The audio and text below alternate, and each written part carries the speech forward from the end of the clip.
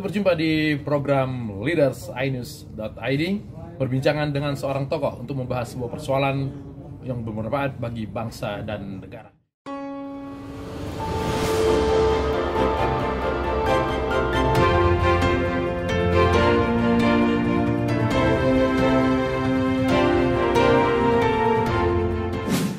Di bulan Ramadan yang berbeda dibanding tahun sebelumnya, karena tahun ini kita Ramadan tengah pandemi. Biasanya sebelum Ramadan banyak kebersamaan, mulai dari munggahan, ziarah bersama, dan nanti pada saat Ramadan ada iftar, buka puasa bersama, dan juga ada tarawih. Tapi kali ini, di tengah serbuan dari virus COVID-19, kemungkinan besar itu semua tidak akan bisa kita lakukan. Termasuk mudik atau pulang kampung juga tidak akan bisa kita lakukan. Bagaimana secara agama, secara organisasi melihat fenomena Ramadan di tengah pandemi ini? Kita bersama dengan Sekretaris Umum Pengurus Pusat Muhammadiyah, Mas Abdul Mukti. Mas Mukti, Assalamualaikum, selamat sore. Waalaikumsalam warahmatullahi wabarakatuh. Selamat sore. Apa kabar?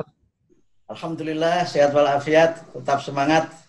Iya, seandainya tidak ada corona, kita pasti akan bertemu. Tapi ini bertemunya kita di dalam jarak yang jauh, tapi walaupun demikian kita bisa memberikan sebuah pencerahan kepada publik, Mas Mukti ya. Ya. Mas Mukti, banyak yang menyebut bahwa ini adalah azab, tapi kemudian ada juga yang bilang bahwa corona ini bisa kita jadikan sebagai hikmah, karena banyak hal yang selama ini tidak bisa kita lakukan atau tidak kita lakukan, sekarang malah kita lakukan. Bagaimana sebetulnya kita harus melihat pandemi corona? Saya memahami pandemi corona ini atau COVID-19 ini sebagai ujian, bukan sebagai azab. Pengertiannya sangat berbeda. Kalau ujian itu kan bagian dari cara Allah menguji iman kita, cara Allah menguji persatuan kita, dan juga cara Allah menguji solidaritas kita. Dan sebagaimana ujian pada umumnya, maka pada saat ujian itu juga memang ada yang lulus, ada yang tidak lulus. Dan yang lulus itu ada yang memang lulusnya bagus, mungkin lulus dengan cum laude begitu, lulus dengan memuaskan, tapi juga ada yang lulus dengan pertolongan, syafaat begitu. Nah, tentu sebagai ujian, maka manusia itu mesti mengalami itu. Nah, sayangnya kadang-kadang kita ini memahami ujian itu kalau terkait dengan sesuatu yang bersifat bencana. Padahal sebenarnya ujian itu juga diberikan oleh Allah berupa keberhasilan. Nah, orang seringkali lupa bahwa keberhasilan itu juga ujian, bahwa bencana juga ujian. Nah, oleh karena itu, maka dalam situasi kita diuji oleh Allah itu, kita hendaknya senantiasa sadar bahwa apapun yang terjadi, baik berupa keberhasilan, kegagalan, kesehatan, maupun penyakit, itu semua adalah peringatan dari Allah untuk menguji iman kita. Apakah kita termasuk orang yang bersyukur atau orang yang kufur? Apakah kita termasuk orang yang beriman atau orang yang kafir? Oke. Inilah kemudian ujian itu harus kita maknai sebagai sesuatu yang positif, bukan sebagai sesuatu yang negatif. Supaya kita lulus dengan yudisium cum laude, bagaimana kemudian? Apa kita lakukan? Tentu belajar. Supaya kita cum laude, belajar. Nah, di dalam proses belajar itu ada tahapan-tahapannya.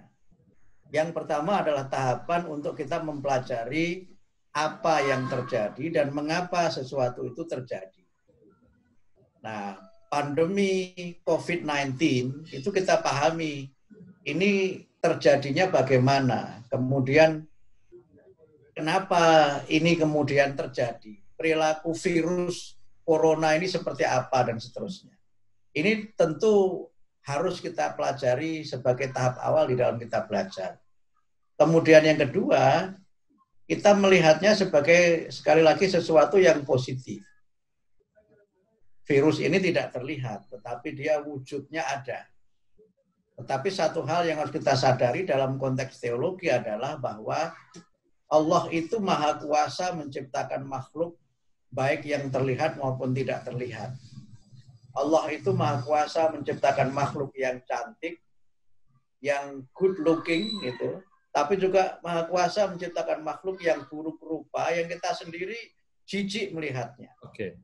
Quran menyebutkan Allah itu tidak malu menciptakan makhluk yang bernama ba'udah. Ba'udah itu oleh para ahli tafsir diterjemahkan sebagai kuman, ada yang menerjemahkan dengan kutu, termasuk mungkin sebagainya adalah corona ini. Ya.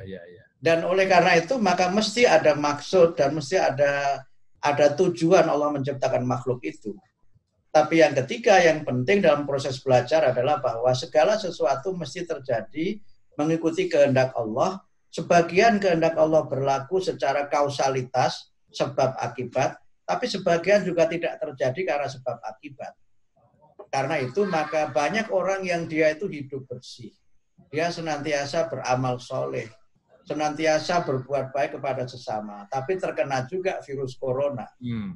Tapi ada yang maksiatnya na'udzubillah, selamat juga dia itu. Selamat, ya. Okay. Oleh karena itu maka jangan dianggap bahwa yang terkena COVID-19 itu diadab oleh Allah, tidak. Penyakit itu ujian dan setiap manusia itu mengalami ujian. Kalau sakit itu dianggap sebagai azab, mohon maaf. Rasulullah Muhammad sebelum wafat itu juga sakit beberapa hari. Bahkan sahabat yang disebut oleh Nabi dijamin masuk surga karena wabah taun itu atau kolera itu sahabat-sahabat terbaik loh. Tetapi sahabat-sahabat itu rela untuk tidak keluar dari tempat di mana dia berada, padahal dalam situasi terkena wabah, demi menyelamatkan manusia yang lainnya. Jangan dianggap mereka yang terkena musibah itu sedang dilaknat oleh Allah. Tidak. Bahkan sebagian mereka yang terkena itu justru mati syahid karena mereka menyelamatkan manusia yang lainnya. Bayangkan para dokter, para perawat itu mempertaruhkan hidupnya demi menyelamatkan manusia. Yang ditolong selamat, yang menolong malah wafat. Ya. Cara Allah memberlakukan hukumnya itu kepada manusia karena itu tidak selalu musibah itu terjadi secara kausalitas sebab akibat dan tidak selalu sesuatu yang menimpa kita itu karena perbuatan dosa, tetapi sesuatu itu menimpa karena hukum Allah itu sedang berlaku terhadap kita. Okay. Dan hukum Allah itu berlaku, maka memang kita tidak bisa untuk melepaskan. Bisa mengelak dari situ ya. Dan itulah yang disebut dengan takdir.